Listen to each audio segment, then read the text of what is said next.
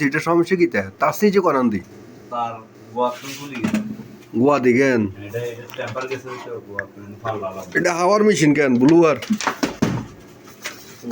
তো দেখতে পাচ্ছেন বন্ধুরা, এটা কিন্তু কাস্টমার বাড়িতে খুলেছে, খুলে এটার ভিতরে দেখছেন যে নাট এটার ভিতরে কালা গেঞ্জির ভিতরে ঢুকে রেখেছে, মানে কালো গেঞ্জিটা হচ্ছে এটার কিন্তু ওয়াশার আর কি। তো দেখতে পাচ্ছেন খোলার পরে এটার যে তার আছে, অরিজিনাল যে তারটা আছে এটা কিন্তু নষ্ট হয়ে গেছে, এটা আমরা চেঞ্জ করব। তো চেঞ্জ করাটা খুবই সহজ, সুইচের সাথে একটা তার আছে, আর একটা তার হচ্ছে ডাইরেক্ট। আপনি এখানে লাল কালার কোনো দরকার নেই, আপনি যেখানে যেটা তার লাগাইতে মনে করেন আপনি ওখানে লাগাইবেন, সমস্যা হলে আমার দোষ।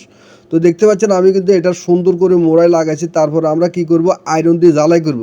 অনেক সময় দেখা যায় কি এখানে লুজ কানেকশন মারার কারণে কিন্তু এখানে গরম হয়ে যাবে, শর্ট করবে। এই ভুল করা যাবে না, এইটা ভালো করে লাগাইতে হবে, এখানে কিন্তু অনেক কারেন্ট টানে।